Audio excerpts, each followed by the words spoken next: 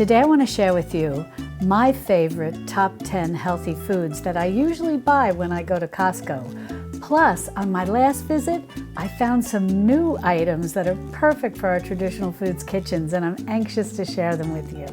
Hi, sweet friends. If we're meeting for the first time, I'm Mary from marysnest.com and author of the Modern Pioneer Cookbook and now the Modern Pioneer Pantry. And I'd like to welcome you to my kitchen. Well, one item that I like to buy on a regular basis, and actually a regular basis in the spring, and I'll tell you why in the spring in a minute, are these organic sprouted pumpkin seeds. Now, yes, can we buy pumpkin seeds and soak and sprout them ourselves? Definitely. And I have videos on soaking and sprouting and all of that for you. However, sometimes there are different seasons. Now, I'm not just talking about spring, but sometimes there are different seasons of our life when having things already prepared for us, having things that are convenient, can be a lifesaver and can keep us on our traditional foods journey and eating the traditional foods that we want to eat. For example, we just came off of a really busy, quote unquote, season of our life. It was the time when I was writing my new cookbook, The Modern Pioneer Pantry. And now we thought we were going to have a breather, but actually we're going into another busy season because we're in the throes of helping our sweet son Ben move. I think many of you know him. You've seen some videos that I've done with him. He is moving out here to where we live. He rented a nice little house, and he has a reason for doing that some of you may already know about. But he rented a nice little house out here, and so we're helping him move, get everything set up because he's getting married in May, and he wants to have a wonderful home to bring his bride to. So we've left one busy season and now we're going into another busy season because we're also helping him and his fiancée plan their wedding. So these are two busy seasons back to back. So having sprouted pumpkin seeds on hand, which I like to include in our diet, especially in the spring, is a godsend. And this is 1 pound, 6 ounces. And I've got my prices here. It was $9.99. So I feel that's a fair price for the amount that you're getting. And the nice thing is it's just organic pumpkin seeds and sea salt. And the reason why I'm mentioning that I like to include seeds into our diet in the spring is if you're a fan of John Douillard like I am and his book, The 3-Season Diet, he talks about how to eat seasonally, what it's best to eat. And the reason it's 3 seasons is he focuses on spring, summer, and fall, the growing seasons, the harvest seasons, so on and so forth. But he talks about what you should be eating in the spring, what you should be eating in the summer, and what you should be eating in the fall that will also carry you through the winter. And one of the things he recommends eating in the spring are seeds. So that's why I like to buy these whenever I see them, especially as we go into the spring. And we'll enjoy these throughout the spring. Now, in this category, because if you know me, it's never just 10 foods. It's always like 10 categories to be more accurate. But I've got the seeds, I've got some nuts, I've got some nut butters that we're going to talk about. But I found a new item, which I'll share with you in a minute. But something that I do buy, and this is for the lazy side of me, I really like buying shelled pistachios. Now, in the shell is less expensive. And do they have often a longer shelf life in the shell because they're a little more protected? Yes, although I do keep my nuts in the freezer to try to keep them as fresh as possible. This is kind of my guilty pleasure. I like pistachios and I'd like to buy them already shelled. So these are a little more expensive, but again, when you're in sort of those busy seasons or it's a food you enjoy and you don't necessarily want to be shelling them, and I'll explain in a minute why I'm not shelling them or I don't want to shell them because I'm not necessarily eating these as a snack. Now, this is 24 ounces or 1.5 pounds, and this is in the $14 range. Actually, a little more than that. They're in the $15 range. And I'm not sure if prices vary a little at different Costco's across the country. I'm in Central Texas, And in Central Texas, these are in the $15 range. So I realize this is a little pricey. However, what I do with these, I put these in a little nut grinder that I have, and they just work so well for adding to yogurt, topping oatmeal, topping salads. And because it's convenient, it encourages me to use them. And we always hear, you know, nuts and seeds, heart healthy, good for the heart, and so on and so forth. And so I like to have a variety of nuts. And if they are shelled, it just makes life a lot easier, and I'm more inclined to use them. And I feel that over time, transitioning away from pre-prepared foods, processed foods, so on and so forth, over time you can, you know, kind of work your grocery budget a little to put more monies into our traditional foods budget. And we are making a lot of things homemade, as opposed to when we used to buy those things already prepared for us. And when I say we, I mean just all of us here, all my sweet friends, you know, on our traditional foods journey. We're all at different stages in our journey. But I find that if I buy, and this is really a good point to really analyze and think about how you run your kitchen, how you live your life, so on and so forth when it comes to food, is that I find that if I buy something that now some things, you know, I make a lot of stuff homemade, so let me just backtrack a little. I don't mind the work that goes into preparing certain foods, but other things that if I can have them be a little convenient, and it will encourage me to use them as opposed to just kind of leaving them tucked in my freezer, I feel that the price is worth it. And that I really find to be the case with pistachios, that if I have them in my freezer already shelled, I can put some in a nut grinder, and I find I'm using them on everything and incorporating them into our diet, as opposed to always saying, oh, I got to shell them, and am I going to use them? What am I going to, you know?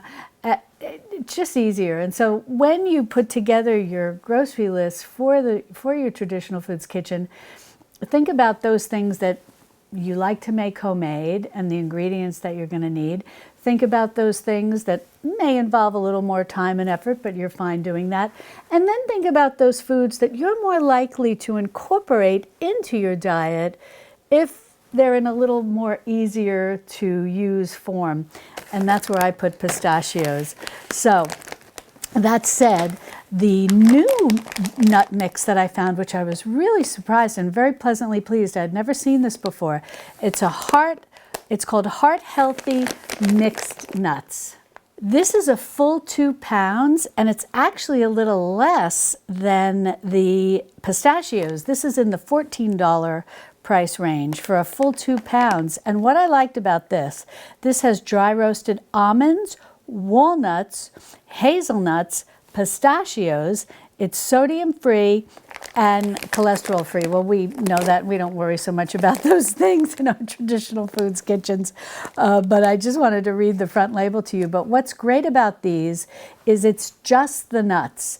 They are dry roasted, and there's no adding of peanut oil or soybean oil or any of the oils that we tend to not want to bring into our traditional foods kitchens. And what I really liked about this in many ways was the same way I feel about the pistachios. Being able to include nuts into our various prepared meals. And again, I will just mix these all up, and it's nice because every single type of nut offers different types of vitamins and minerals. And so, and the oils that are contained in them have different properties for our health as well. And I'll just put them in my little nut grinder, and again, I'll just incorporate them everywhere, whether it's in oatmeal, yogurt, on top of, I'm going to tell you, on top of salads. But something I did today, I saw on, and you have to let me know if you've seen this, on like Instagram or Facebook or YouTube, whatever the case may be, this thing called, and maybe I'm really late to the party, maybe this is like really popular. Next thing you know, I'll be talking about making kale chips. It was like 10 years ago that was popular. But I saw this thing called Buddha bowls, and I knew this was something my husband would really like. And I made one this morning, not well this morning. It was kind of like a brunch kind of meal. I made, before we started sharing all these Costco things with you all, we decided to have this sort of brunch lunch. And I made rice, and then in the bowl I put the rice, and then I topped it with some steak that I had left over that I had grilled yesterday, some string beans, some corn. I mean, this is kind of an unusual Buddha bowl. And then I put in some grated carrots. Then I made a dressing, and I topped the whole thing with this dressing. Maybe not like a totally traditional Buddha bowl, but I just wanted to use up what I have. And I had read, I guess wherever I had seen this, I think it might have been Facebook, I can't remember, that it's a great way in many ways to use up leftovers and make it very tasty and kind of reinvent it, so people don't feel, oh, you're just getting something warmed up necessarily from the day before. But the point that I'm making is I also topped it with ground nuts. I think in the recipe I was looking at, the girl had peanuts, which would seem very fitting, to an Asian style dish. But, or I guess when I say it, I'm specifically thinking of Vietnamese dishes that might often, have a little peanut topping. But I think I had pecans in my nut grinder, and I just put some pecans right on top. And so this will go through this and the pistachios, and I'll know in a variety of dishes and a variety of foods, they will get used up. Nothing will go to waste, which is very important to me because I hate to buy things that go bad and have to be thrown out. Oh, I can't stand it. And I mean, it's just, I once saw someone and I thought it was so appropriate. They were just actually throwing cash dollars, into the garbage. I'm sure they were retrieving them, but they were making a point that, you're just throwing money into the garbage. And so I hate doing that. So things like this, and I feel for £2 in the $14 range, it was a fair price. And I love the way they're prepared, just dry roasted and no additional oils. So if you shop at Costco and you want to incorporate nuts into your diet, look for this Heart Healthy one. And speaking of nuts, moving on to nut butters, something that I like to buy at Costco because I just feel the price is very good is their organic almond butter. Almond butter can be very expensive when I've seen it in other stores, but you can get a good deal at Costco. Also something that I do buy, I didn't buy it the other day because I don't need it right now, but they also have a very good buy on organic peanut butter. Now, peanut butter is relatively reasonable, and at my grocery store, and that's something I want to talk to you about, comparing prices, because as I shared, I live in Central Texas. We have H-E-B. Anybody who's into Texas, we love our H-E-B. And most of you who visit here and go to H-E-B love our H-E-B. And when you have to move away, if you're a Texan, you miss H-E-B. And H-E-B has really wonderful prices. And that's why some of the things I'm going to mention to you that are good, healthy options for our traditional foods kitchens at Costco. The only reason I don't buy them at Costco is I can actually get a better buy on them at my H-E-B. But in any event, getting back to the almond butter, I like to pick this up there because it is the best price that I can find. This is just huge. This is 1.68 pounds, 27 ounces. And at our Costco, this is under $10. So this is really good. Organic almond butter. I'm just some of the prices sometimes at Costco, I'm kind of blown away by how affordable it is. And the good news is this is just organic roasted almonds. That's it. And you just can't go wrong. If you eat almond butter, I really feel this is an excellent buy. And again, they also have organic peanut butter, which is a good buy. And you get 2 canisters because I think people who buy peanut butter you use a lot of it, often peanut butter and jelly sandwiches for kids and whatnot. But the almond butter, under $10, you can't go wrong. Now, something that I want to talk about, this is not necessarily new. I have seen this at Costco, and I finally decided to buy it. and it's called Nutzo. I got such a kick out of the name.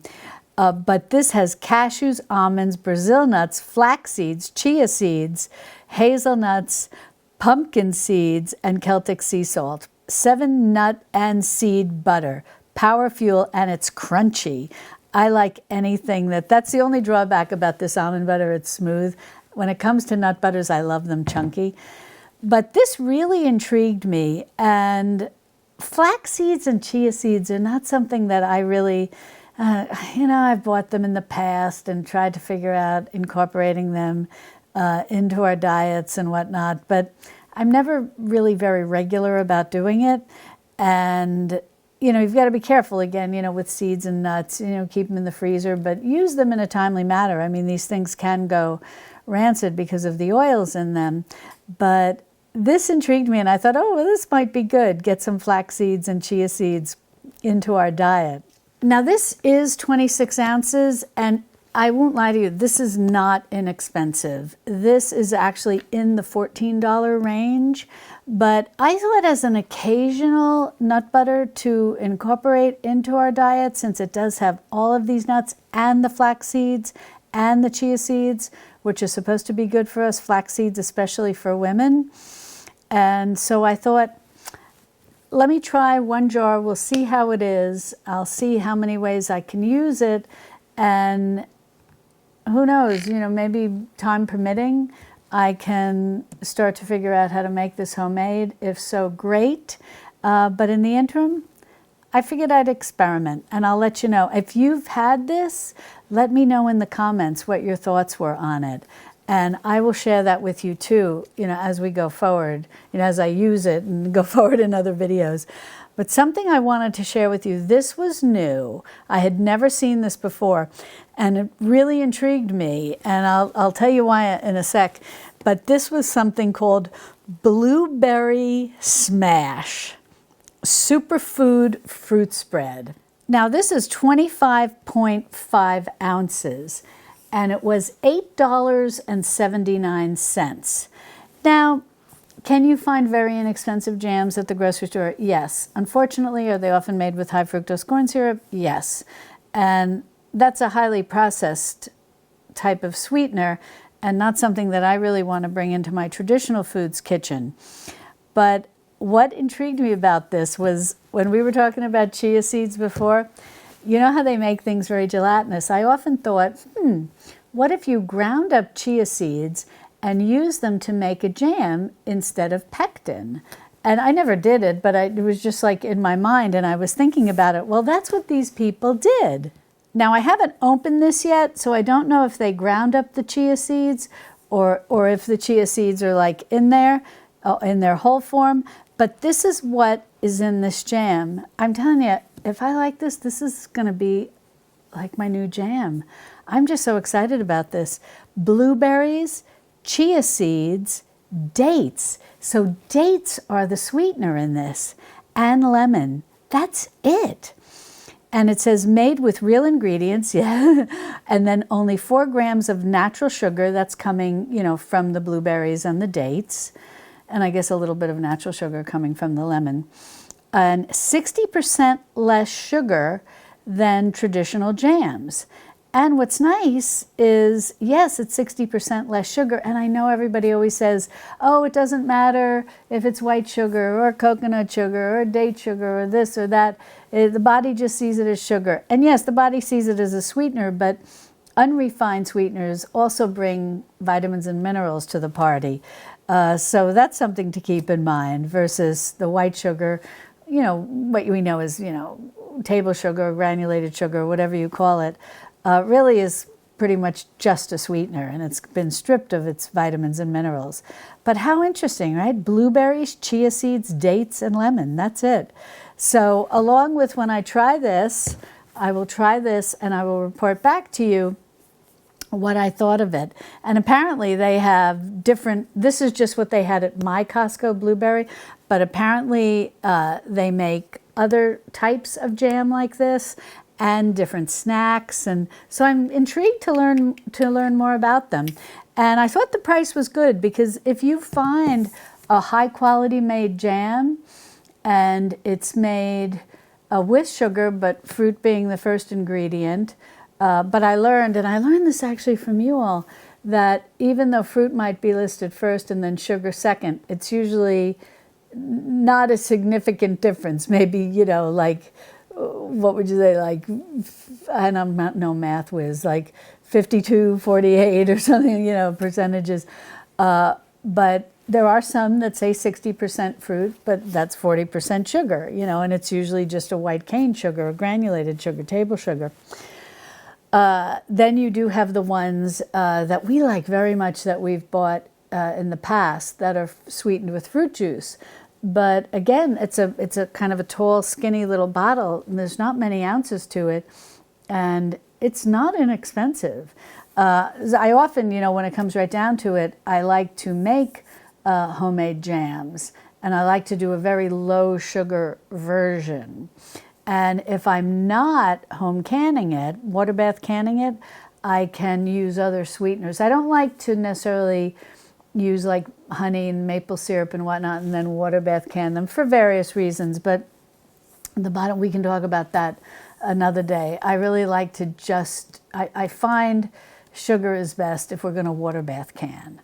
And so but I try to do a very low sugar version, or I just try to make a homemade jam that I'm going to refrigerate.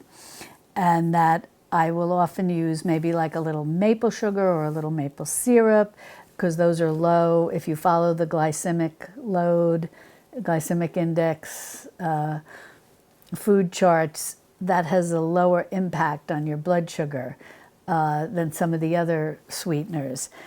So like that's how I'll make often my cranberry sauce at Thanksgiving now. I've started just sweetening it with a little maple syrup. But you know, I have the tangy gene, and I love my cranberry sauce really tangy. Not everybody does, but I'll just use some maple syrup. Maple syrup is very sweet, and so you really don't need a lot, and it comes really nice. But anyway, so these are two new products that well, this has been there for a while, but new to me.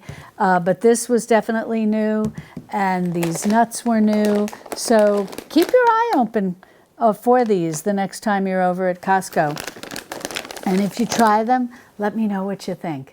The next thing I buy whenever I feel I'm running a little low, especially in my extended pantry, my backup pantry, is canned beans.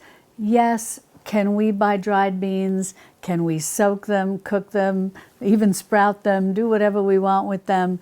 Definitely. And I do keep a lot of dried beans on hand.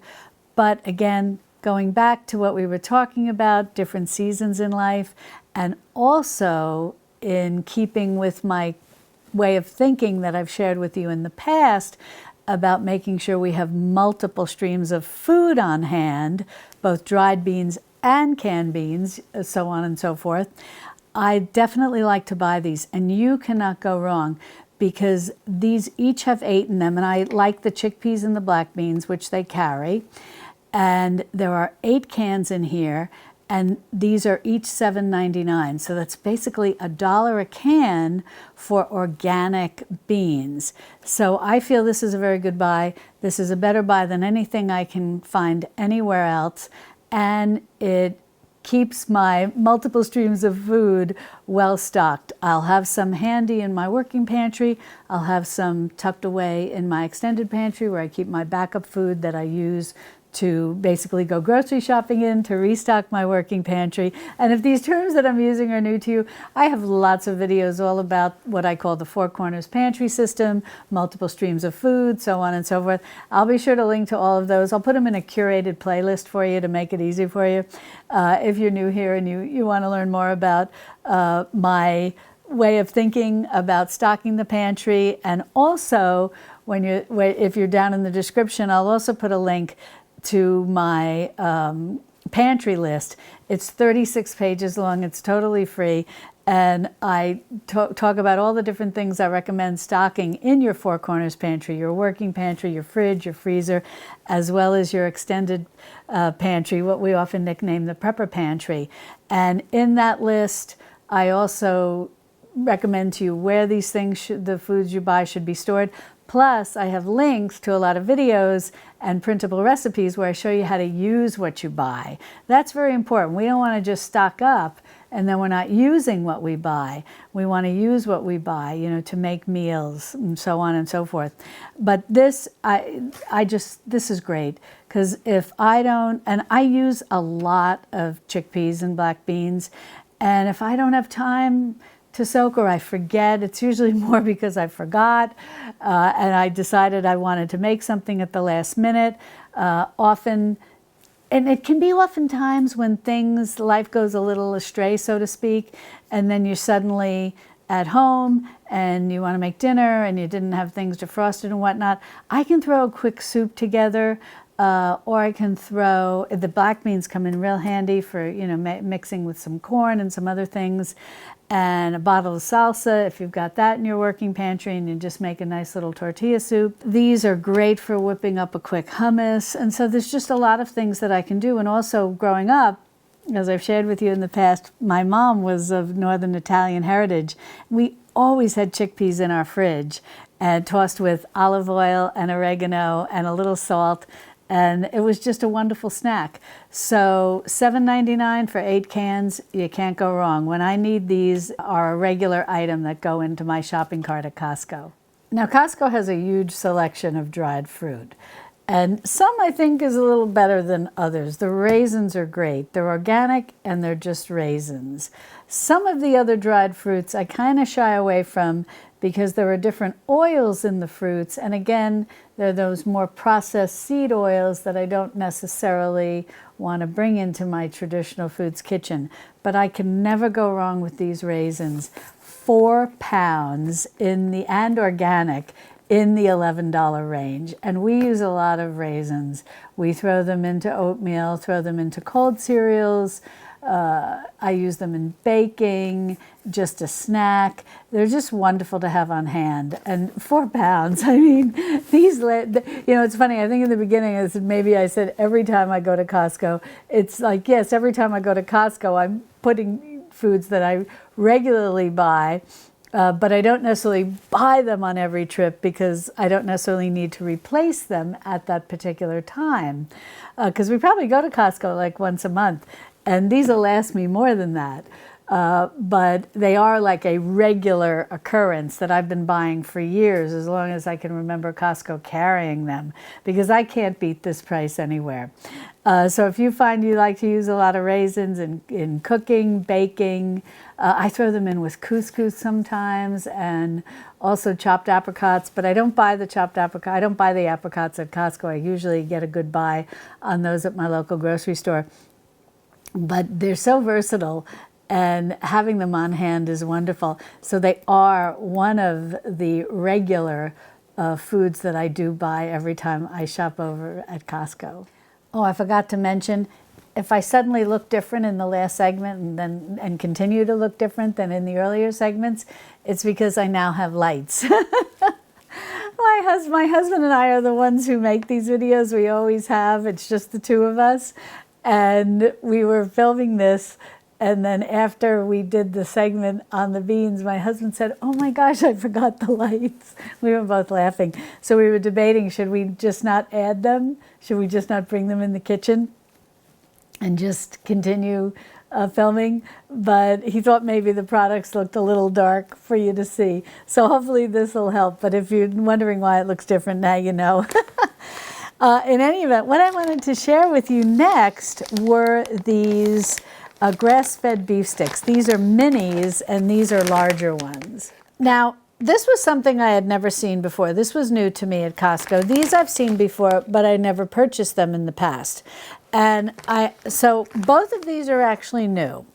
And I wanted to share them with you. And the reason that I bought these, they are a little pricey. This is, you know, what I would say, you know, more of a convenience item. But the reason that I bought these was projects have been taking us away outside of our home periodically, and in helping our son and our future daughter-in-law and whatnot. And we don't want to always be relying on convenience foods like We really don't want to have to like go to fast food places and whatnot.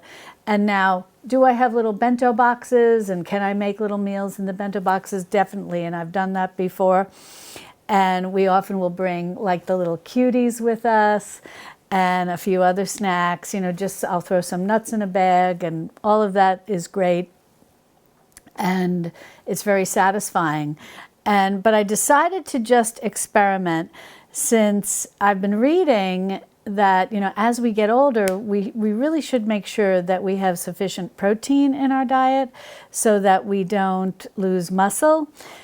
So I thought I would splurge. Yes, I can buy, different types of cured meats and cut them up, and we've definitely done that. And they have a wide selection at Costco of some wonderful naturally cured sausages and salamis and so on and so forth. But I saw these little individual wrapped ones, and I said, boy, this is really easy. And if we're in a real rush, we can throw some of these in the bag, in our cooler bag along. They don't need to be refrigerated, but that's what we usually bring with us, because I'm famous for bringing my own salad dressing no matter where we go.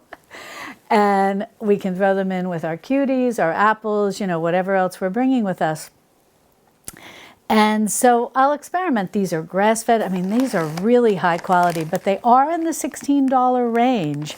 And this is, how many pounds? This is only 14 ounces. And when I say only, if it's ever under a pound, 16 ounces, I'm like my mom. I always say only, because my mother would always look at things and go, oh my gosh, it's under a pound. It's expensive. It's under a pound. And this one, they're just giving, this is like a total of, it's close to 14 ounces as well. And this one has 12 sticks, and these minis, how many are in here? I think 28. But again, they're smaller. But that's kind of nice for portion control. So they are grass-fed. They have really good ingredients in them. They're grass-fed beef, sea salt, some different spices, red pepper, black pepper, coriander, onion powder, things like that. And then let's see, what do these have? They're very similar, but a little lighter, but some of the same things: coriander, garlic. Looks like they've got maybe a little less seasoning, so these might be a little more simply flavored. But again, grass-fed, grass-finished, raised without antibiotics. Yes, that's pretty much a given when they're, grass-fed and grass-finished. And it's true, it says in the back, ultimate convenience. And yes, these are really convenience foods. And I'm going to tell you another convenience one that I saw. We didn't buy it, but because I have a lot of cheese at home and it's easy, I can slice it up and put it in a plastic bag or whatever. But they had the Irish cheese, the Irish cheddar cheese, in little individual snack packs, the way you often see the mozzarella cheese sticks, what do they call it, string cheese. And I thought, oh my gosh, that's like the ultimate convenience to have these and then those Irish cheeses. I said to Ted, maybe next time we go back, we'll get some of those. But again, these are, as I said, these were completely new to me. These I've been seeing there, for the last couple of trips. And I just kind of think about it, and I wait, and then I said, okay, we're in a really busy season of our life. Being able to have things that we can really just grab and go if I've not had time to prepare a little bento box or a couple of individual bags of goodies. These can be nice to throw in, especially for my husband and my son. I think men really enjoy these type of things. And I can throw them in along with fruit, along with sliced cheese, along with some nuts, so you're kind of creating a nice little charcuterie selection of goodies for when you are out and about. And in the long run, this is a lot less expensive than going to a fast food restaurant with 4 people or a regular restaurant. My gosh, eating out today has become so expensive. So that's kind of how I justify it. I say, okay, I'm going to get a lot of use out of this, a lot of convenience, and this is going to save us money in the long run from maybe stopping, if we do have to go to like a quick eatery, maybe like a Chick-fil-A and get a grilled sandwich or something, it adds up very quickly. So this can be, like I tell my husband, I laugh if you've ever seen those videos about girl math. I laugh. I mean, I know people might take offense to it all. There's plenty of girls who are good at math. I'm not one of them. I'm good at other things, but math is not my strong suit. That's why I'm so glad I'm married to a really smart guy who's really good at math. But I laugh because I tell him, oh, I saved us money, girl math. Now, this was something new that I have never seen at Costco before. Maybe you've seen it at yours, I'm not sure. But at mine, this was new to me.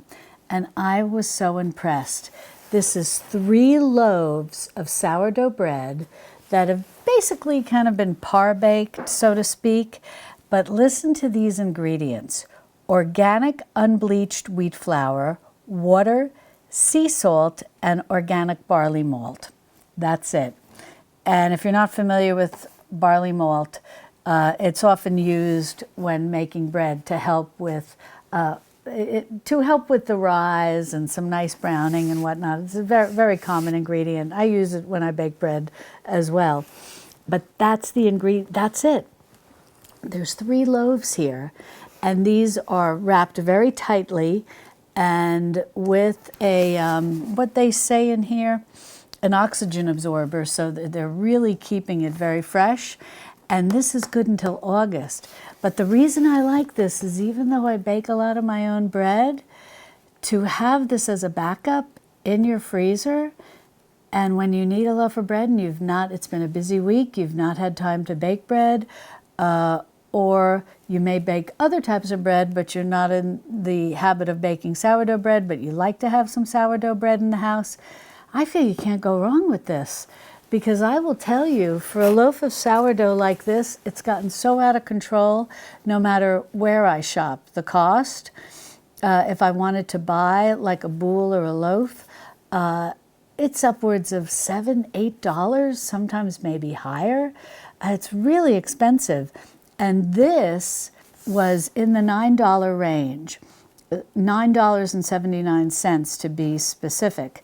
So each loaf is just a little bit over $3. I can't match that anywhere.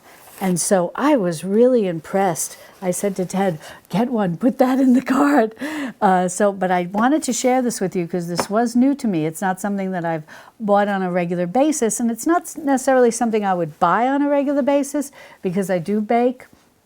And I do bake bread, and I do bake sourdough bread. But I thought I wanted to show this to you because I just feel this is so convenient and such a good price that you really can't go wrong. So look for this next time you're at Costco. This is something I seem to always put in my cart every time I go to Costco. These are so delicious, and if you've had them, you know how delicious they are. They're green olives stuffed with garlic and jalapeno. And I have to tell you, these are just delightful to have, with any meal that you're serving, any charcuterie platter, a side, is just a side, along with sandwiches or whatever.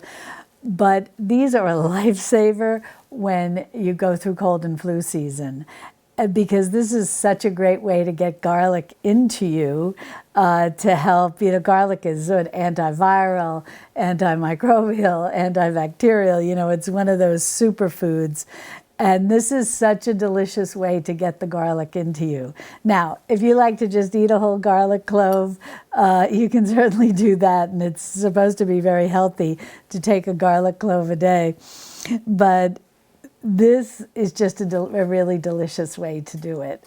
The jalapeno, brings some spice to the table, and the olives and the pickled nature of all of this helps kind of soften the intensity of the garlic a little. But my husband was laughing because he said a jar of these would last him a year. A jar of these would last my son. and me, maybe 2 days. If we're going through cold and flu season, we have just sat down and eaten a bunch of these. And I'm telling you, they make you feel better. But I always have these in my fridge. I just love these. And it's not something really, I'll have to maybe do this going forward, especially since I live near olive ranches and I might be able to buy olives right from the tree, although those are for making olive oil. So I know there's differences, between eating olives and the olives they grow to make olive oil. But we've got what we call olive ranches, which I think is very cute here in the Texas Hill Country. We've got those olive ranches around us, but I've never tried curing my own olives. It's an interesting idea and something I'll have to think about in the future. But these are reasonable and they're tasty, and I feel like they're such a superfood that I go down the aisle where they sell them and I'm like, oh, okay, I got to put one of those in my cart. And for $6.99, I feel this is a good buy. Yes, olives can kind of run the gamut and be all different prices and all different varieties. You've got the black ones and the ones that, when they do the Mediterranean style, those are delicious. But for $6.99, these are always going to be in my fridge, stuffed with garlic and jalapeno. Now, these beets are a real convenience. I love beets, and I buy them fresh and prepare them. I buy them in the can and we enjoy them. And when I saw these, I thought that this was really clever. And all things considered, the price is not unreasonable, because in this box there are 3 bags, and each bag is vacuum packed. The beets have already been peeled. They're organic. And what they're saying is, being vacuum packed, they're like really super fresh. And each pack is 17.6 ounces. So that's a fairly good amount. And the whole box is 3.3 pounds, because each bag is a little more than a pound. And the price, I just looked at it. Now I've got $7.99. So that's like $2. My husband just did the math for me. $2 and change per bag. And yes, this is a convenience, but in the same way like having canned beets on hand are a convenience. And if you're the type of person who, just buying fresh beets, I like to buy fresh beets because you get the beet greens also. We're going to talk about greens in a minute, because there's been a lot of talk about greens and oxalates and whatnot, and you really have to look to how traditional cultures ate greens, and I'll share that with you in a minute. But to protect against the oxalates, and which can lead, if the term is new to you, oxalates can create kidney stones in people who are susceptible. But going back to that, we'll talk about that in a second. But I like to buy the fresh beets because I get the beet greens too. And beet greens are delicious, prepared with some olive oil and lemon juice, or butter and garlic, olive oil and garlic, whatever way you saute them up quick. Very nutritious, very tasty. But I also just like to eat beets on a regular basis. And I may not always be up for the peeling and the cutting and all of that, and if you've worked with beets, they can be messy, and I'm not one to be putting on gloves and all of that. I don't mind if my hands get a little stained, but these are just so convenient. And beets are something, whether you buy them fresh, whether you buy them canned, or whether you buy them like this. And I really like, along with my way of thinking about multiple streams of food, I like having beets in different preparations, whether they're fresh in my fridge, canned, or in this new vacuum sealed pack way, because beets are high in nitrates. But don't be afraid when you hear that, because you often hear, don't eat nitrates and nitrites, but that's like when they're commercially made and used to cure different types of food. When nitrates occur naturally in food, they're very good for us, because what happens when we eat foods that contain nitrates, they turn into nitric oxide in our body. And I pulled this up on my phone because I didn't want to miss anything for you. But nitric oxide plays a crucial role in various bodily functions. Its benefit includes cardiovascular health. It dilates blood vessels, reducing blood pressure.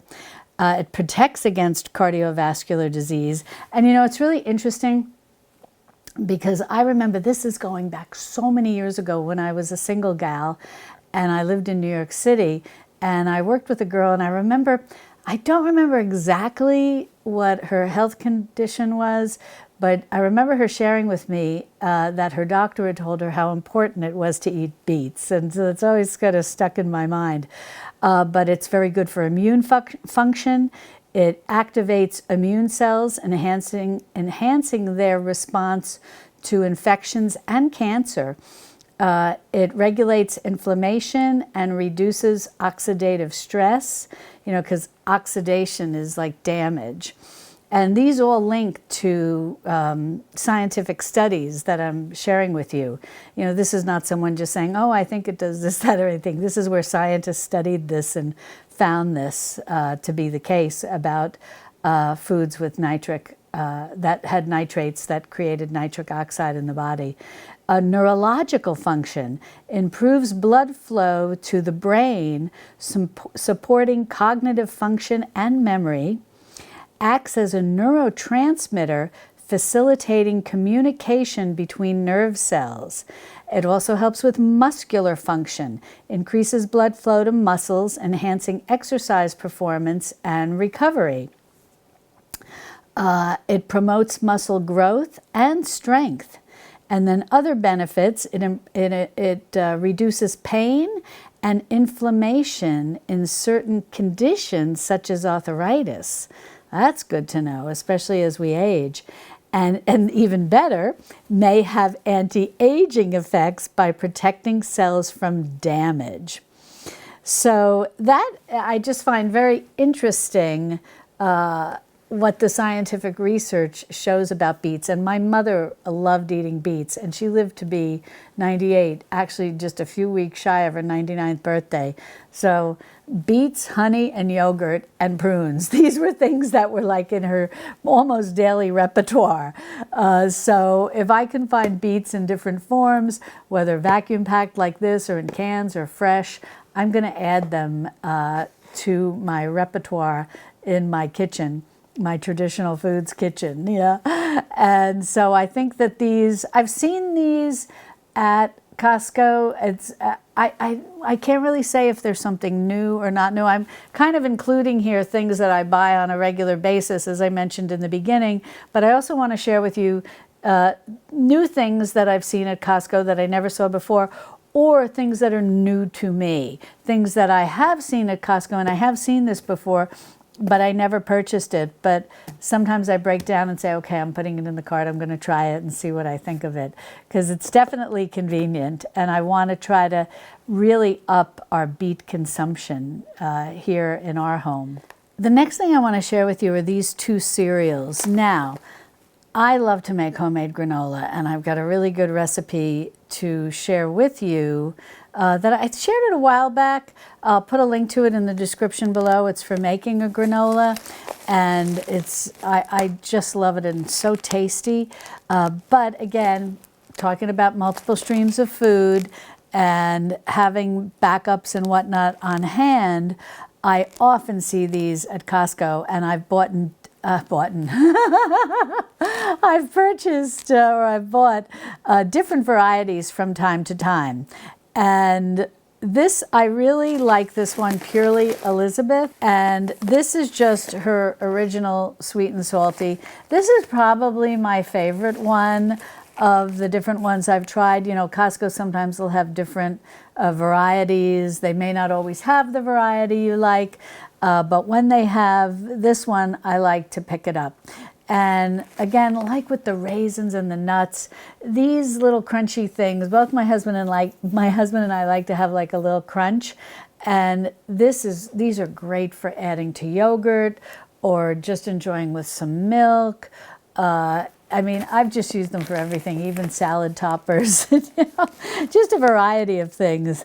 And it's very tasty. And I want to read the ingredients. The first thing that I want to say is that this is over 2 pounds. And this particular one was $10.99. That's a good buy for a cereal like this. And this is organic certified gluten-free oats. So if gluten-free is an issue for you, she's sharing that these are gluten-free oats. And generally oats are gluten-free. It's just that they can be sometimes contaminated in 2 different ways. One, in the field from grains they may be grown near, but the more common thing is they're processed in a factory where other non-gluten-free grains are processed, and so they can get contaminated. But she is certifying that these are in fact gluten-free oats. We're not a gluten-free household, but I always like to mention that for folks who are.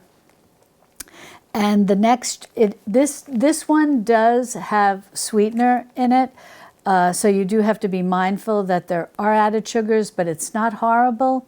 It's 6 grams of added sugars per serving, but it's coconut sugar. And again, like we talked about earlier with the glycemic index, if that's something that you pay attention to, just like maple sugar is lower on the glycemic index, coconut sugar is also lower on the glycemic index. And so that's why it's become kind of a popular sugar. Even people, and you have to bear with me because I'm not an expert on the keto diet. I'm actually a keto diet dropout. But I know that sometimes they'll allow something made with coconut sugar in their diet as a treat, since it, they'll control it, and it's very, and it is very low on the glycemic index, meaning that it has a less significant impact on your blood sugar as opposed to other sweeteners.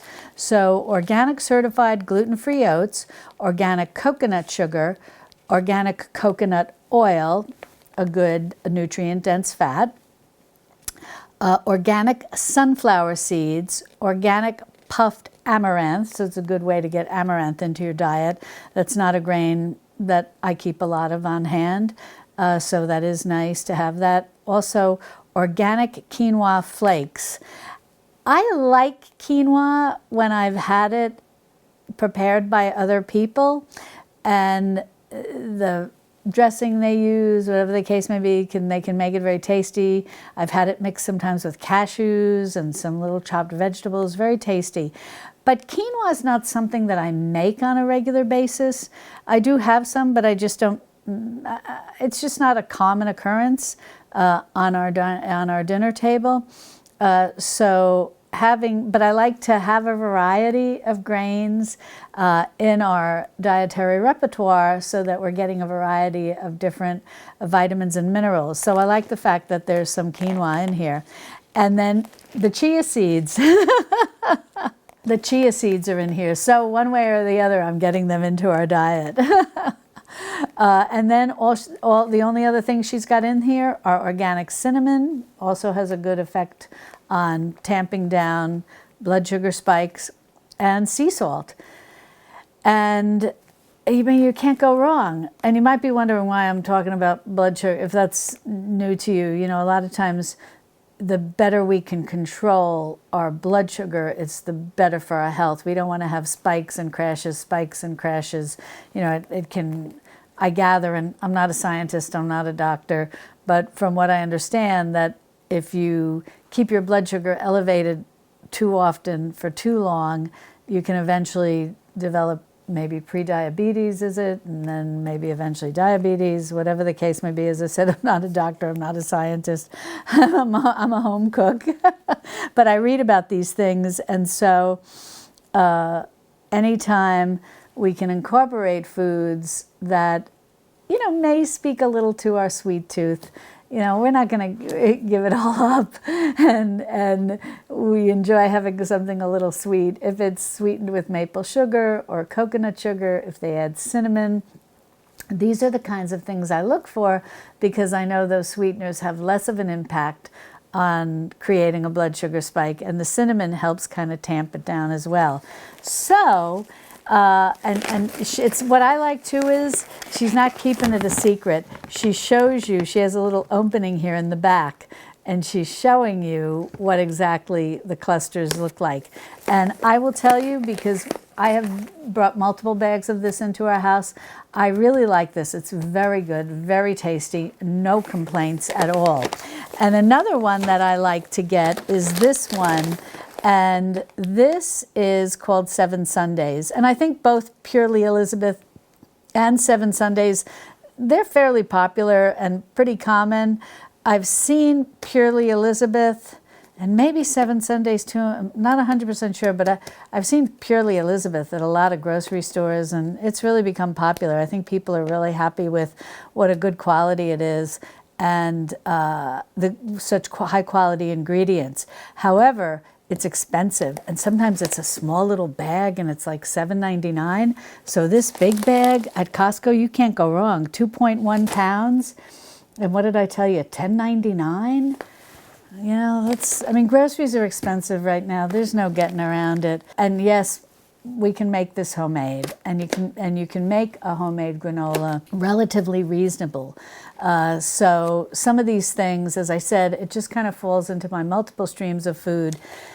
And boy, I can't tell you how valuable it was that I believe in multiple streams of food, that I'm not a zealot. I'm not going to say every single thing needs to be homemade, because when my husband and I got sick right after Christmas, it was early January, and we developed viral infections. I know a lot of you shared with me, you were going through this too. It just went through wildfire, like here in the United States. And we developed a virus. It was like a cold virus, but then it went into a bacterial infection, and we had a hard time shaking it. And the fact that I had multiple streams of food in our house, the fact that I was not up to making a lot of stuff homemade, but that I had all kinds of food in my pantry that we could rely on, that were things like this, or canned beans, dehydrated soup mixes, things like that. Sometimes these are things I make homemade in advance that I've dehydrated and I have in my pantry. All we need to do is add a little broth. I usually have a pretty good collection of bone broth in my freezer, but if I don't, I usually, which we'll talk about in a little bit, I have backups of broth or stock or bone broth that's ready-made. Is it as good as our homemade? No. But like I said, during that month of January, it really came in handy having these multiple streams of food, because even, God bless my poor husband, we went through the viral infection into a bacterial infection, and then he developed bronchitis. And thank God I didn't get that. I tend to be a little prone to upper respiratory infections, both my mother and I. And I don't know if it's like hereditary or what, but I don't worry too much about it. As I said, she lived to be 98. But, I got to be careful. And I was really lucky. I was taking a lot of elderberry syrup, which I've shared with you. You can make that homemade. It's not hard. You can buy it already prepared. There's so many brands out there now, but it's also easy to make homemade. And it's nice because you can kind of doctor it up with whatever other things you want to add to it, that I show you the way I like to make mine. But I was taking a lot of elderberry syrup and different of my different home remedies, and I was lucky that I was able to thwart also getting bronchitis. But it's been slow. It's amazing how long it's hung on, and just like little remnants of it. A little coughing now and then, a little postnasal drip, whatever the case may be. But having a well-stocked pantry, it served me really well during the month of January. Okay, so getting back to this Seven Sundays one that I also like to stock. This is really nice in yogurt, or if you want a little extra crunch, in your oatmeal instead of just, some chopped nuts or whatever the case may be. And this is my favorite one. And I was so happy that they had this particular one last time when we went to Costco the other day. This is Rise and Shine Mix Strawberry Banana Nut. And I think they're like freeze-dried, the strawberries. Oh, they're delicious. And what's neat about this is a nut granola. And it also has no added sugar. It's sweetened with dates. And it has no gluten, if that's something that's important to you. And it's no genetically modified ingredients. I wanted to, let's see, I want to read all the ingredients to you. Okay, here we go. It's almonds, coconut, sunflower seeds, dates, pecans, pumpkin seeds, coconut oil, flax seeds, chia seeds, see I'm getting them into our diets, strawberries, bananas, and vanilla extract. And I have to tell you, this is really tasty. I highly recommend you try this. And the price on this one is $11.89, and this is 20 ounces, so more than a pound. What would that be? A pound and 4 ounces. So Elizabeth's is definitely a better buy, but it's based on the ingredients. Nuts are expensive. They're more expensive than oats. And there's so many nuts in here. And, she even says that it's a nut granola. And I will tell you from having eaten this, it's chock full of the almonds and the pecans. And then you've got the sunflower seeds, the pumpkin seeds. It's got expensive ingredients in it. But this will last you a good long while. We're putting in at most maybe a quarter of a cup, whatever we're using. Here they say a third of a cup is 19 servings. And we're probably maybe putting a quarter of a cup, maybe 2 tablespoons. We're not using a ton of it. And it's good through in terms of staying fresh. We've talked about Best By dates and all of that. But it's good through the end of this year, 2025. And let me see if she's got an expiration date on hers. Yes, same. This is also good through the end of the year. And I probably buy these maybe twice a year.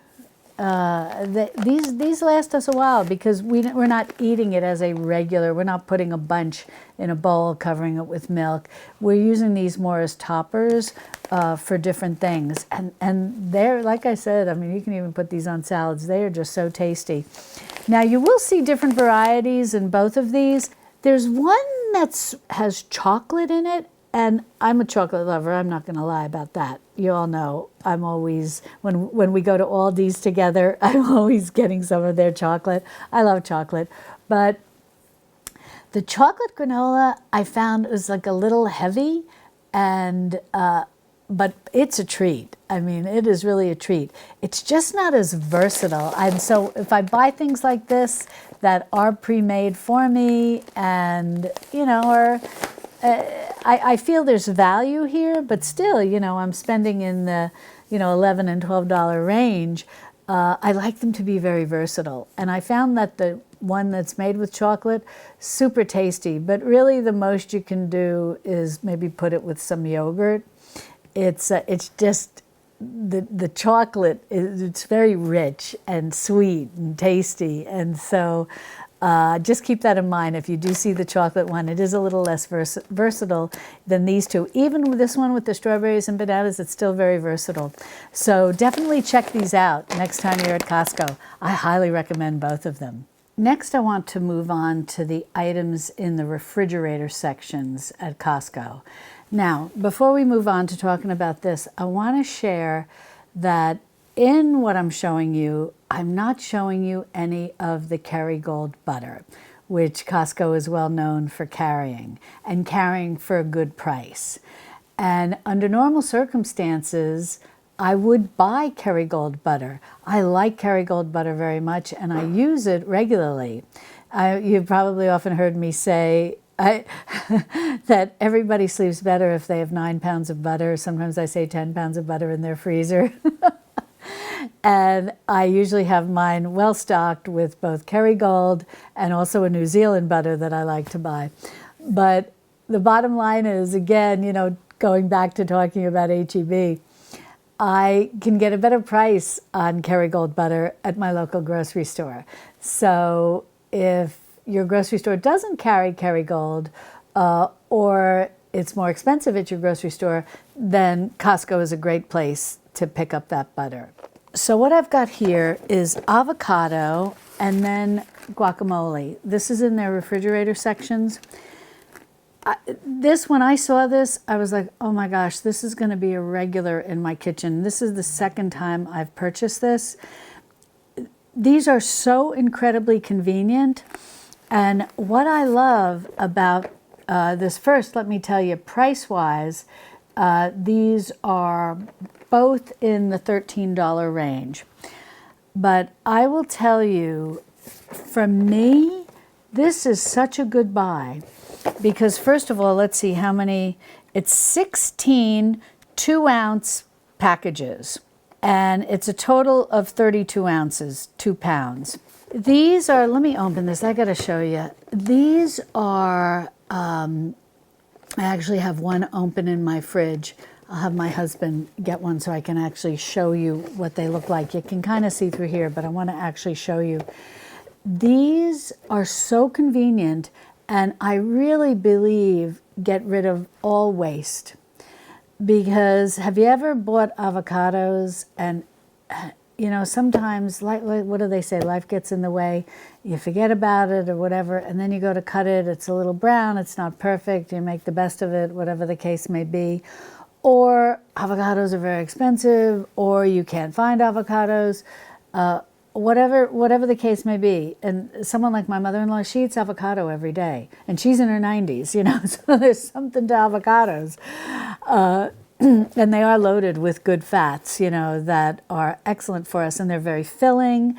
You can use them to make an avocado mayonnaise. There's a lot that you can do with avocado, and having them in these little containers that stay fresh and green and beautiful and tasty.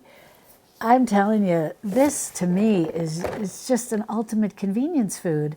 But it's more than that, because you're getting a really good nutrient-dense food into your diet on a regular basis and not worrying about if it's going bad, or is it getting brown spots, is it getting a little too soft, or whatever. And what I love to do with this is to cut up some apple and then use the avocado as a little dip. It's delicious. So all this is smashed avocado and a bit of sea salt. And I love what they say. And see, it's a nice single serving amount. It's perfect. And I love what they say on the back. Take the guesswork out of finding the perfect avocado. Smashed avocados are hand-scooped Hass avocados with a sprinkle of sea salt, and that's it. And I'll tell you, this tastes so fresh, it's so tasty, and I don't have to worry anymore. Did I get avocados? Am I using them right away? Oh my gosh, did they get too soft? Did they get overripe? This is so convenient. I can't say enough good things about it. I love it. And then another wonderful thing is their chunky guacamole. And as I said, these are both in the $13 range. And this is 16 servings, and they're 2.5 ounces in each cup. And this is a total of 2.5 pounds. And this is, we have, like I said, I bought this last time and we've just so been enjoying it. And when we went back to Costco the other day, I said to my husband, oh, we're getting more. I mean, these are just great. And again, just a wonderful single serving. I mean, you can eat 2 if you want, but either or of these. I use apple slices just to kind of control the carbs, but my husband loves enjoying them with pita chips, or we found these recently, potato chips fried in avocado oil, and then we found another one fried in olive oil. But this is so convenient, and it's so nutritious, and I really feel that, yes, can we make all of this homemade? Definitely. But depending where you are, at what, like as I mentioned earlier, what season you are in your life, sometimes having good, healthy foods in convenient forms can help you eat healthy and keep you on the right track of a traditional foods diet. And knowing that this is like in my fridge and ready to go, and I've got an apple and I can order some carrot, whatever, I slice it up. That's easy, you know, just to take a carrot and slice it up, or slice up an apple and dip it in one of these. And it's so satisfying. And I've eaten something that's good for me and that's healthy. And it kept me maybe from indulging in something that probably wouldn't have been as good for me.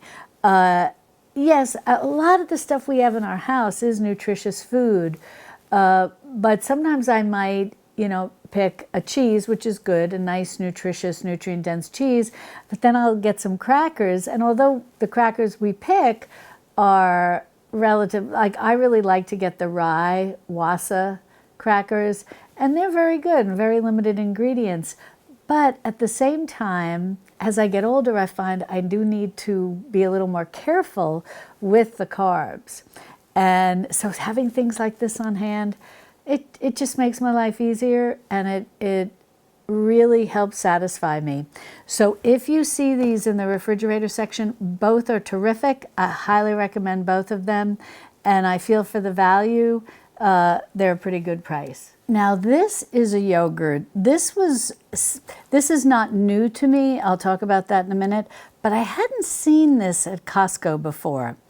And this was under $10, which was a good price because they're little cartons of yogurt from Bellwether Farms are not inexpensive. I really like their sheep's milk yogurt. I like sheep's milk very much, and it's very nutritious. And they have it in the individual cartons along with the cow's milk yogurt in the individual cartons. When I buy the sheep's milk yogurt in the larger carton, it can, because I just buy the plain, the individual containers can sometimes be like $3. It's expensive. And the larger sheep's milk carton runs not quite, I don't think, not quite $10, under $10, but it's expensive. But it's a treat that I'll buy every once in a while to get the nutrients from sheep's milk into our diet. But when I saw this, I was really impressed. And I have been experimenting with the A2 milk.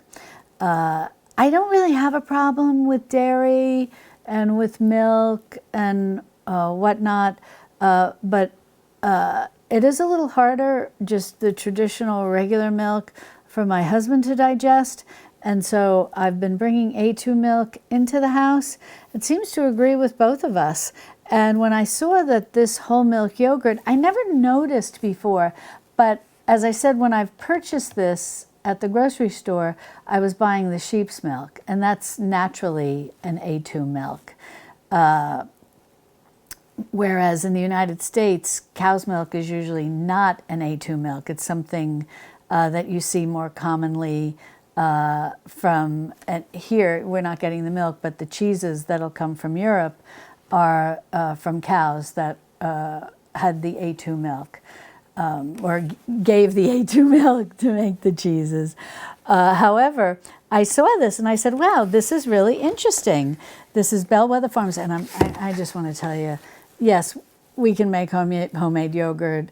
We're making the El Ruderai yogurts. We can make regular homemade yogurt.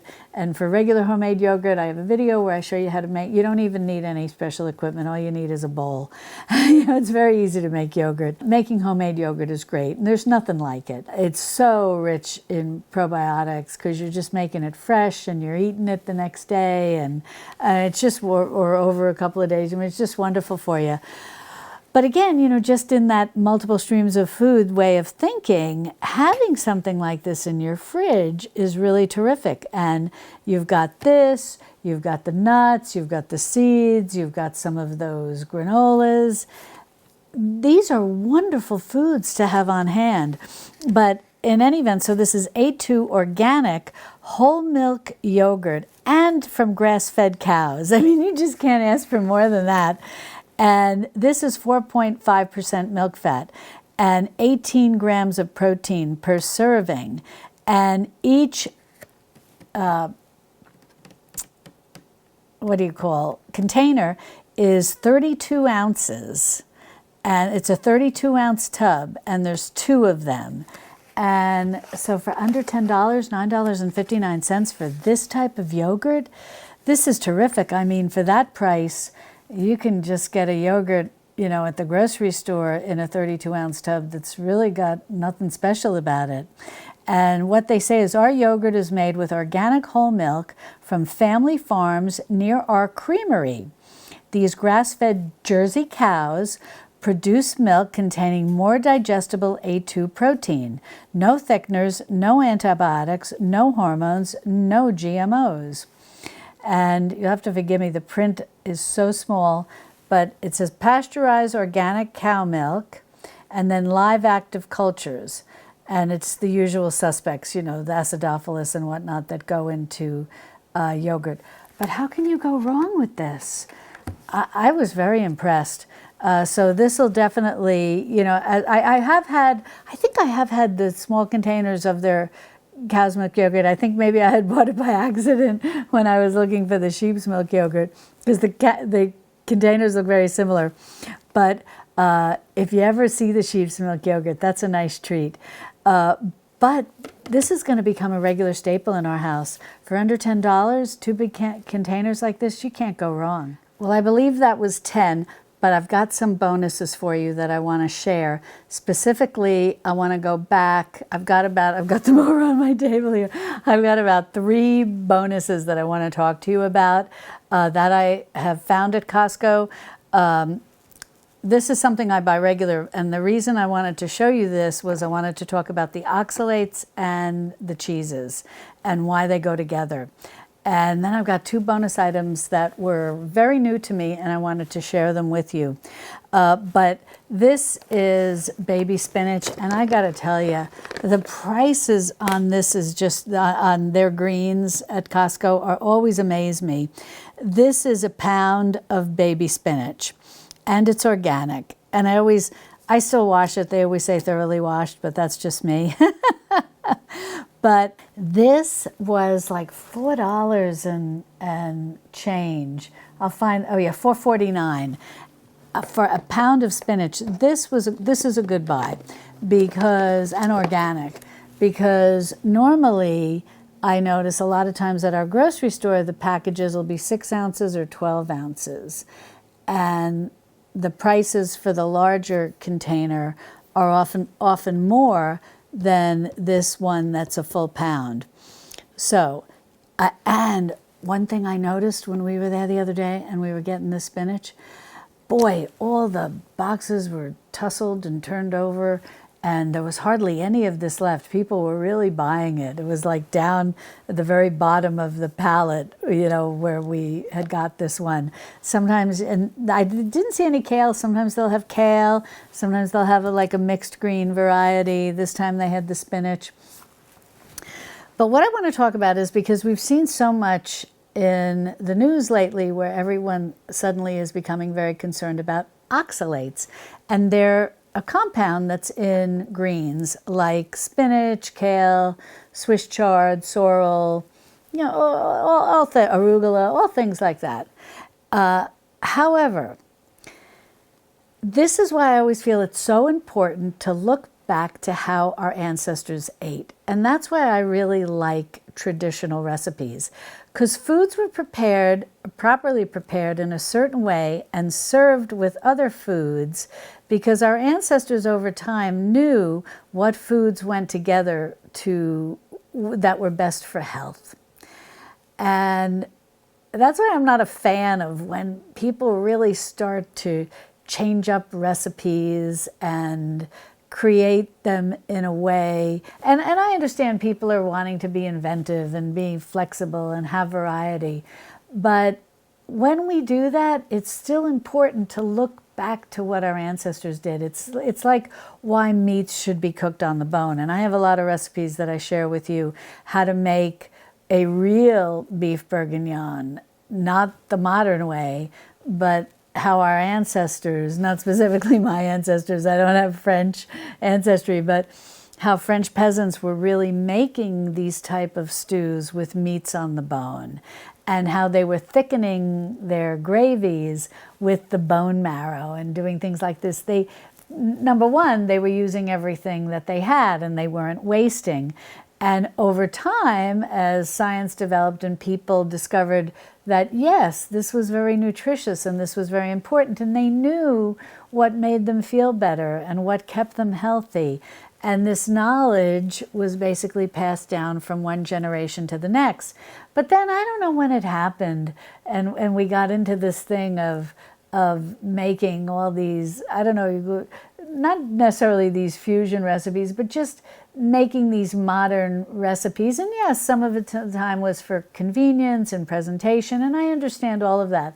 But I think it's very important that even if we modernize recipes, we try to make sure that we bring ingredients to the recipe that should go together.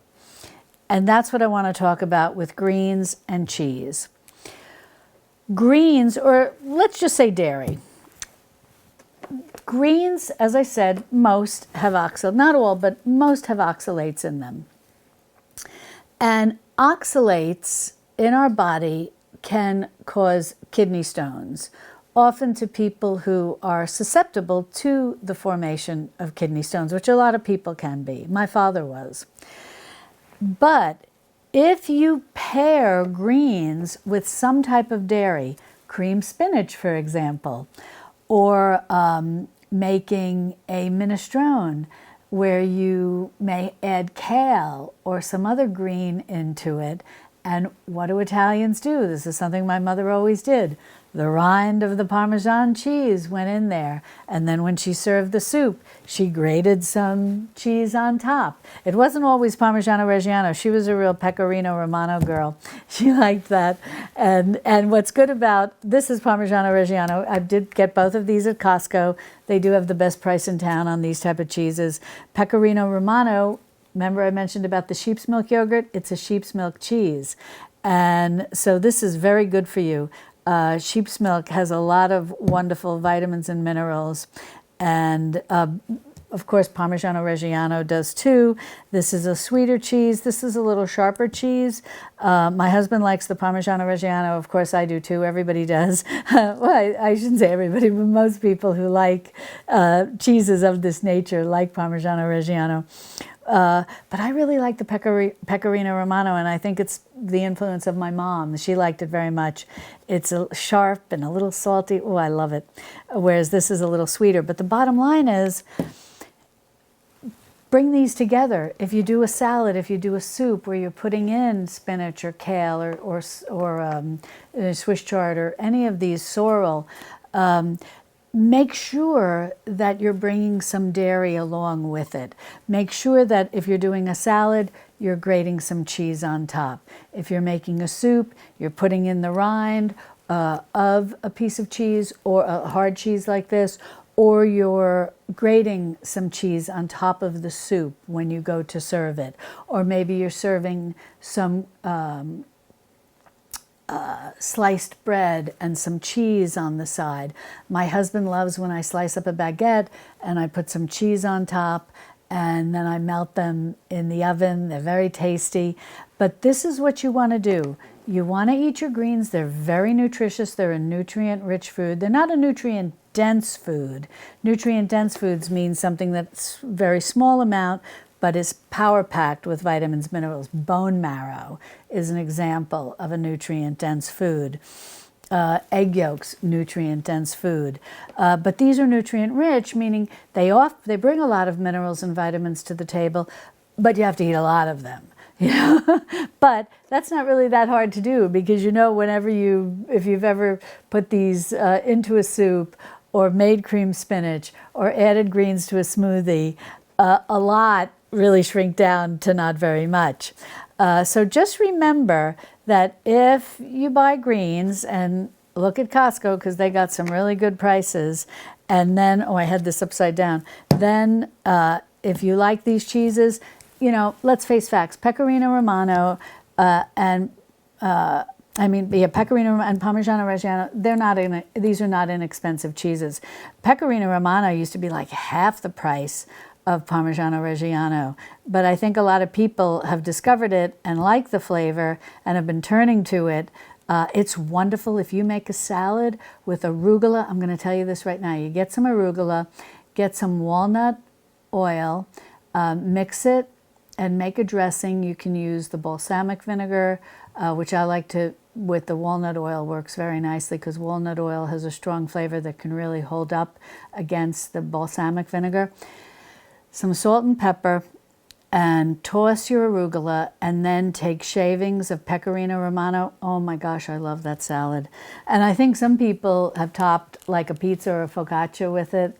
It's delicious. This is $11.79 a pound.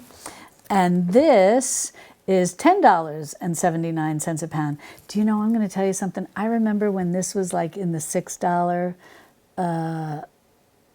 a pound price. Isn't that amazing?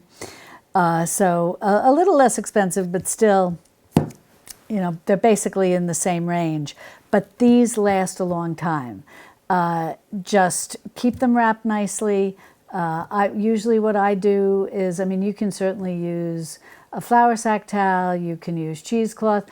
A lot of times I just use a paper towel, and I have a special little container that I keep. It's just a little snap lock type container to try to keep out as much air as possible. I wrap them really well, and I keep them both together. I don't worry. You know, people say, oh, sometimes the aroma may transfer. I've never really found that to be the case. And they last me a long time. I mean, I'm definitely not picking these up on every time I go to Costco. I mean, this is, you know, maybe twice a year, you know, and they really last. They're wonderfully flavorful. You don't use a lot, you know, as you know, and I always save the rinds, and I just put those in the freezer and toss them in a soup. But just remember, if you want to eat your greens, make sure you include some dairy. Well, I've got a couple of more bonuses for you.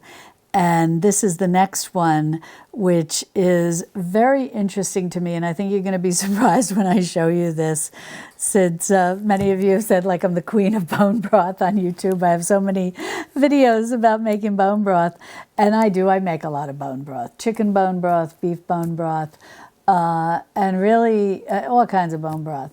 And I do keep a little bit of the organic Kirkland's, you know, it's Costco brand, a stock on hand, the chicken one, and that's in one of those, I forget what they call those containers, you know.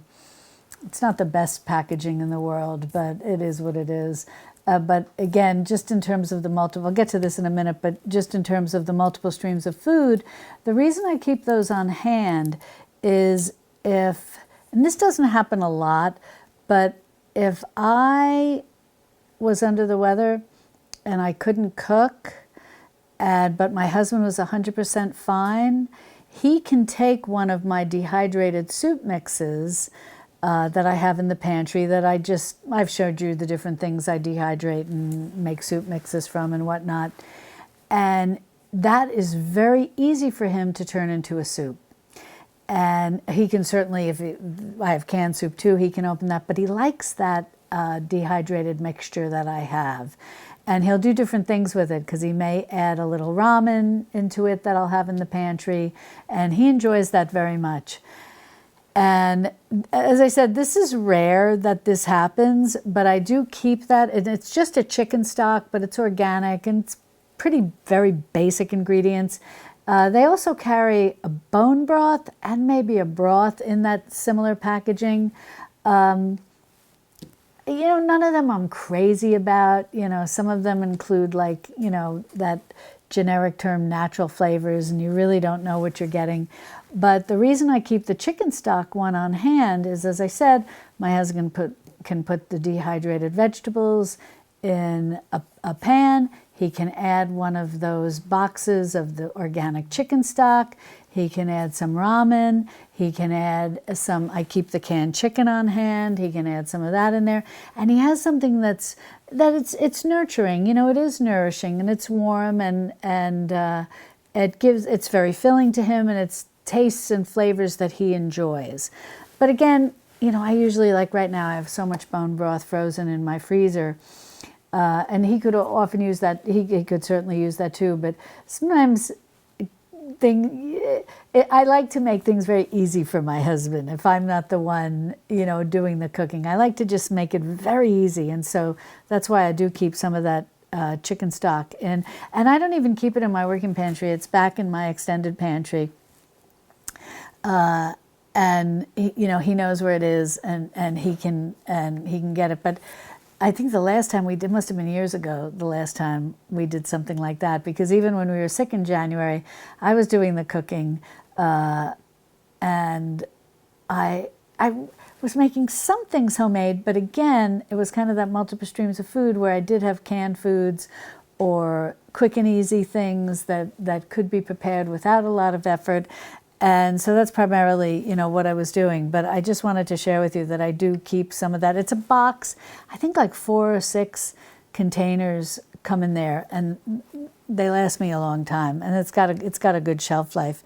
But I bought this. This is not something I would buy. This is like a bonus because I had never seen this before, and I wanted to show it to you. I had never seen this before, and I got such a kick out of it when I saw it.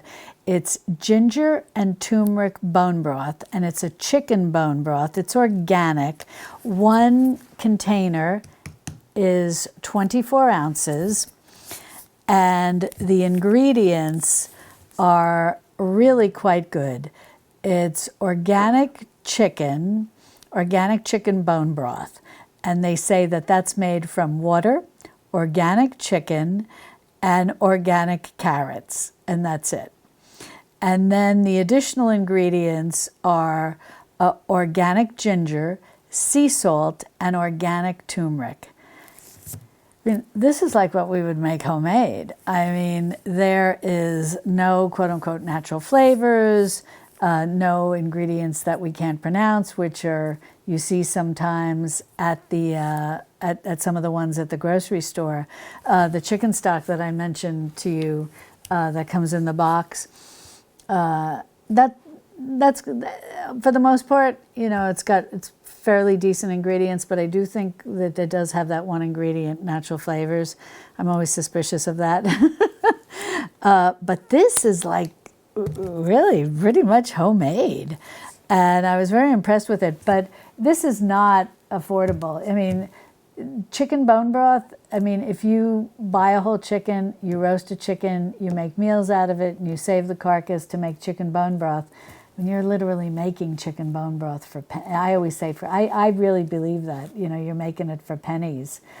And I'm just looking, it was under $10, but it was not, I have it on my phone. It was like $9 and change, but close to $10.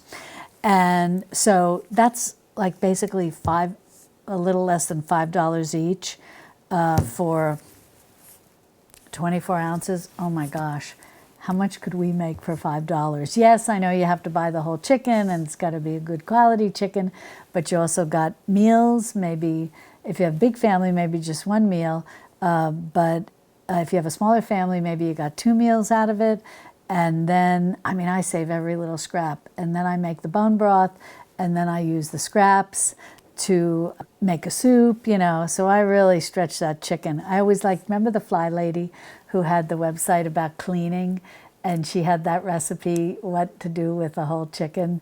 And because she had a friend who had a cooking website or something, but they used to call it a rubber chicken, and because you could stretch it to make a meal, and then, make a broth and make a soup and have leftovers and whatever.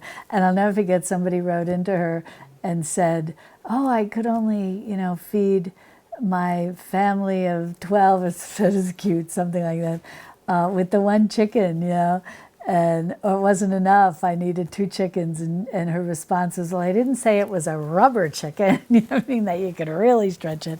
That made me laugh. But this is interesting because it says more than 70 years of Swiss butchers' knowledge, passion, and history are packed into this bottle.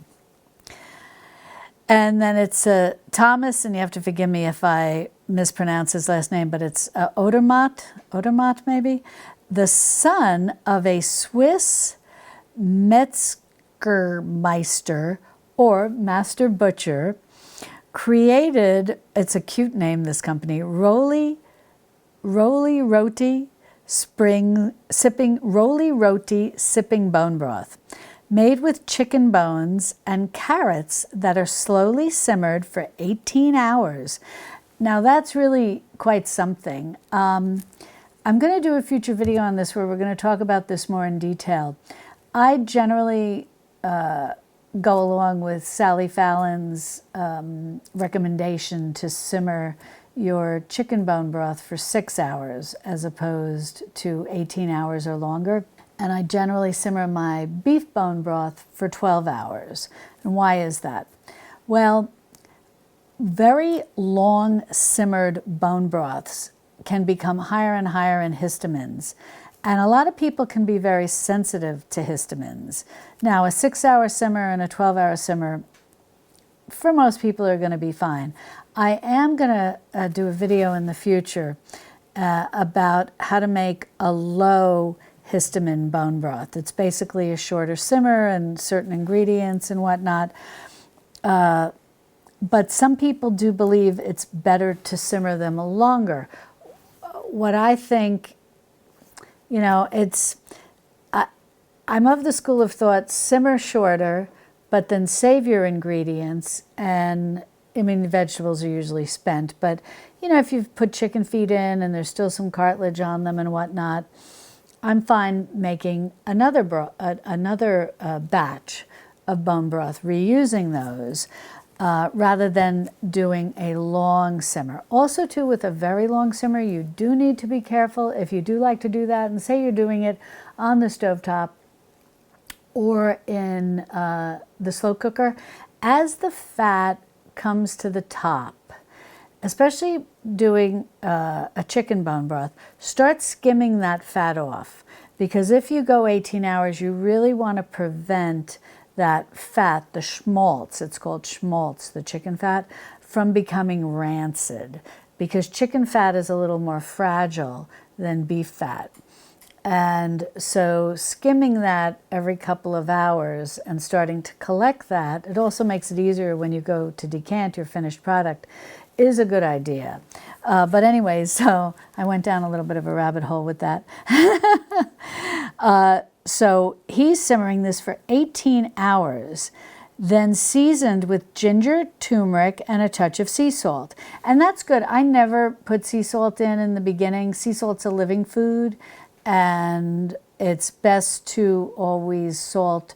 I salt it when I'm going to use it, whether to make a soup or as a sipping broth, and this they're recommending as a sipping broth. I put a little, once I warm it gently, I put a little sea salt in it at that point, and sort of keep all the, you know, vitamins and minerals intact that sea salt has to offer. Simply heat by simmering on the stovetop and enjoy this warm and delicious bone broth. So, as I said, this was in the $9 range, between $9 and $10. So these are each under a little under $5 each. And I am very curious to see what they look like inside. So we're going to open this together. I'm so curious because this is, I think I mentioned, yeah, we're in the refrigerated section now. This is from the refrigerated section. And that is the problem with other bone broths that are not refrigerated that I have. Because all the ones on the shelf at the grocery store, whether they're in those, what are they called? Like, oh, I can't think of the name of the packaging. And they're like, it look like cartons, boxes. In those or in the glass jars, whatever the case may be, in order to make them shelf stable, they had to be heated high and put under pressure and then sealed in a way to keep all the oxygen out, to keep all the air out. And unfortunately, the process of heating bone broth to a very high temperature breaks the gelatin. Now, does it mean it's not nutritious? No, it still has nutrition and whatnot, but when but well-made, high-quality bone broths are refrigerated, they'll be very gelatinous. And if you notice a lot at the grocery store, they look very watery in the jar, that's fine, because at room temperature, they would be watery. But then if you put them in the refrigerator, and I have a video where I do this experiment with bone broths that I bought at the grocery store, you put them in the refrigerator, they don't gel up. So the gelatin was broken. And why is that important? As I said, they still have nutrition. So even if at home yours don't gel or they get too hot, because you want to try to keep them simmering around 180 degrees Fahrenheit. And what happens is when they're very gelatinous and you warm them, and they look watery, but the gelatin is still there. And when you drink it and it goes into your body, the gelatin is very soothing, very nourishing to your digestive tract. And scientists, as I've shared with you in the past, scientists have told us that the gut-brain connection, the gut-heart-brain connection, it's so important. And it all starts down in the gut. And the healthier our digestive system, scientists tell us, the healthier we are overall. That's why we want to eat foods rich in probiotics, like cultured dairy and ferments, but we want to make the environment into which we're putting those probiotic-rich foods a healthy environment that's ready to accept them and help them to flourish. And that's where bone broth comes in, because a well-made bone broth will help nourish your digestive system, making it very receptive to the good nutrition that you eat, and then able to make a nice home, so to speak, to encourage the flourishing of good bacteria, the probiotics, and also to help you absorb all the vitamins and minerals from the good foods that you eat. So that's why keeping a healthy digestive system is so important. All righty, I got this open. I'm proud of myself. And this is sealed beautifully. See, it's got this, once you loosen this top, it's sealed again with, these things, kind of like you see with yogurt and stuff, and sometimes sour cream, these lids that require a lot of more strength to remove. Oh my gosh, this is so gelatinous. Wait till I show you. I'm going to bring you in for a close-up so you can see how gelatinous this is. I'm telling you, the minute I remove that top seal, I couldn't believe it. It's so gelatinous. And I took some out on a spoon for you so that you could also see how gelatinous it is. And now I'm going to pour this. I'm going to warm this since I opened it. I'm going to warm it for me and Ted to enjoy. And I'm going to try to pour this slowly so that you can see how gelatinous this is. Look at this. I have never seen a store-bought bone broth like this. Mind you, all the ones that I've seen were, had been heated to be, so that they could be shelf stable. But this one was from the refrigerator case at Sam's. Look at this. Gosh, this is amazing. I'm also going to take a picture so you can see it in the pot. Let me smell the, it smells good. Not overly strong of turmeric or ginger, just pleasant. Yeah, you're mostly catching the ginger. I like ginger. I think this is going to be delicious. Now, is this something I would buy on a regular basis? No, because I can make equally gelatinous chicken bone broth for a lot less. However, I don't think this is such a bad thing to maybe purchase as you go into cold and flu season, if you think maybe you don't have enough bone broth on hand, or you haven't had a chance to make some, and you just pop this in your fridge. And let me see what the shelf life is on this. So April 16th, 2025. So maybe a month and a half, maybe from the time you buy it. But you could pop some in your fridge. Maybe, just buy one batch or maybe two, pop it in your fridge. And then if you find yourself running out of bone broth and you didn't get a chance to make more, maybe you've got a cold, maybe you've got the flu or some other infection. It's really all about what your lifestyle is. And I generally, as I said, I keep a few of those chicken stocks. They're a lot more reasonable in my extended pantry, my prepper pantry, and that's just to make life easy for my husband. I wouldn't necessarily keep these in the fridge because it's a shorter shelf life. But if I felt that I was going to, it's not like me to run out of bone broth, but if your life is such that it just kind of life gets in the way, as they say, and you're going into cold and flu season, maybe having a couple of these tucked in the back of your refrigerator isn't a bad idea. I'll bet you I'll report back to you after I warm this and Ted and I sip it, and I'll let you know what I think. But the aroma, it's lovely. The next bonus I want to share with you is something I had never seen at Costco before, and it really intrigued me. It's an immunity probiotic juice shot.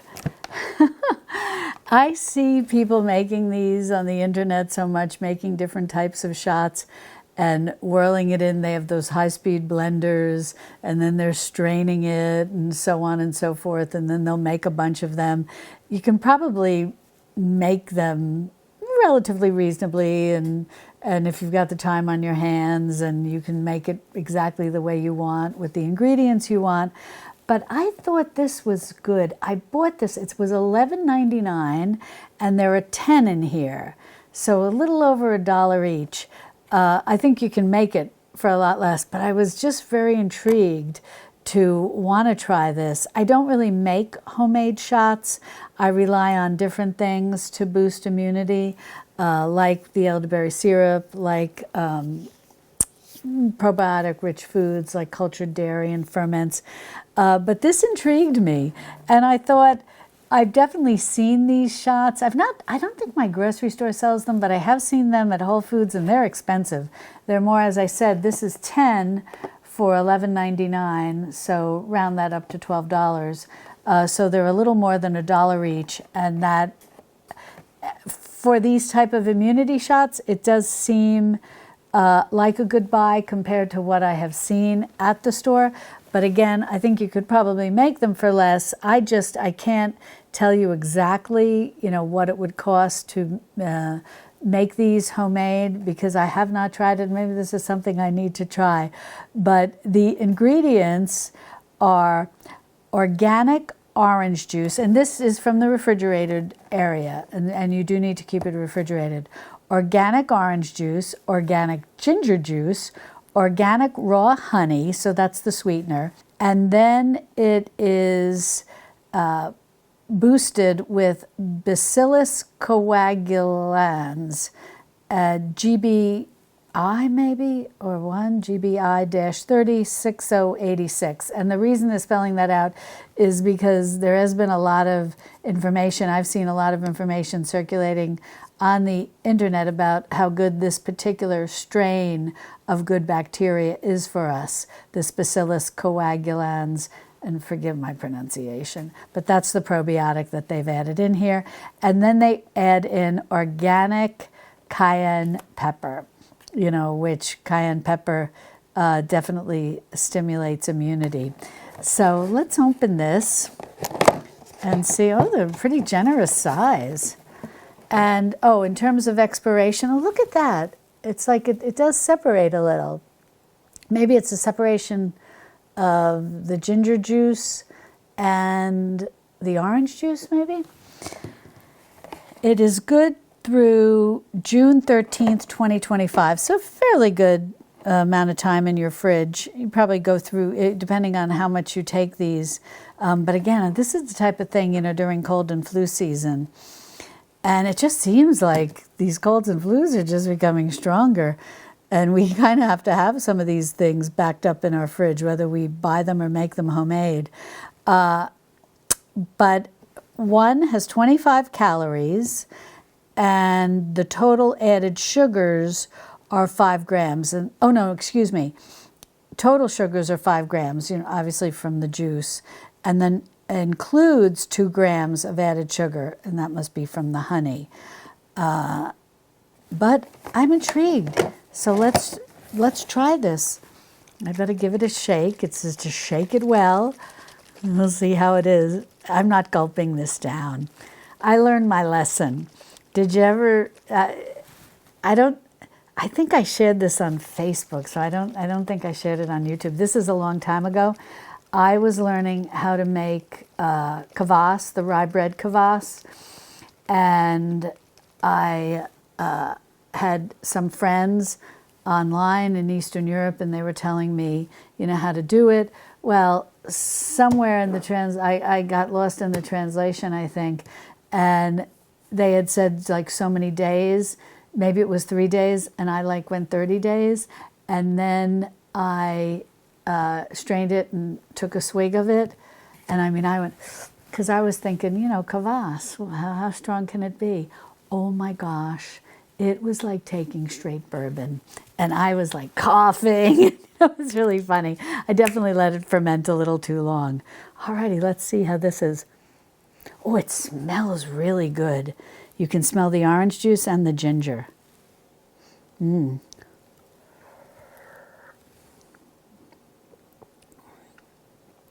Oh, it's got a kick.